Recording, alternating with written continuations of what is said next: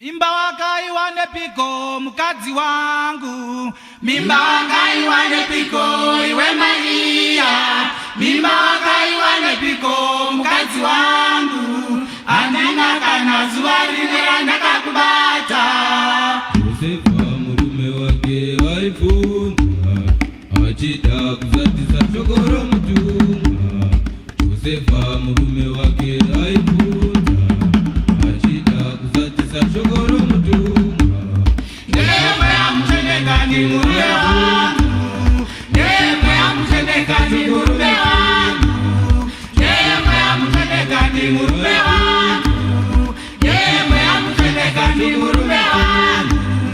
Yosefa murume wake walifunga, achita kuzatisa chokoro mtunga. Yosefa chunganyike walivanga, nokutinda kazi utazisa zaitika. Amukuta chunganyika mkazi wangu, mutumwa kati utazisa zaitika.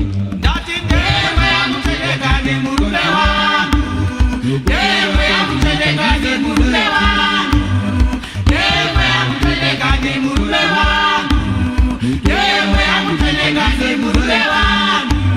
Amukuta chunganyika mkazi wangu, nokutinda kazi utazisa zaitika. Amukuta chunganyika mkazi wangu, nokutinda kazi utazisa zaitika. Andipikisi malikani mkazi wangu, nokutinda kazi utazisa zaitika. Andipikisi malikani mkazi wangu, mutumwa kandi utazisa zaitika. Andipikisi malikani mkazi wangu, nokutinda kazi utazisa zaitika.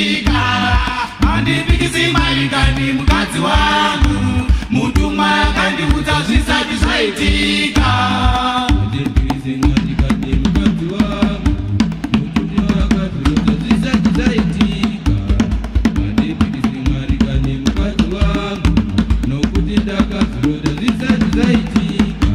Vangani wengi varume vangazikona kugara nemukati ahemba mirigo ziripake. Vangani wengi varume vangazikona kugara nemukati ahemba mirigo ziripake. Vangani wengi varume vangazikona kugara nemukati ahemba mirigo ziripake. Yosefa murume wake walifunga, achita kuzatisa chokoro mtunga. Yosefa murume wake walifunga, achita kuzatisa chokoro mtunga. Josefa ndiye chete akavuma, muchuremo kuzironda zisati zaitika. Josefa ndiye chete akavuma, muchuremo kuzironda zisati zaitika. Josefa ndiye chete akavuma, muchuremo kuzironda zisati zaitika. Yosefa murume wake walifunga, achita kuzatisa chokoro mtunga. Yosefa murume wake walifunga, achita kuzatisa chokoro mtunga. Vangani wengi varume vangazikona kugara nemukati ahemba mirigo ziripake. Vangani wengi varume vangazikona kugara nemukati ahemba mirigo ziripake. Ndati vangani wengi varume vangazikona kugara nemukati ahemba mirigo ziripake.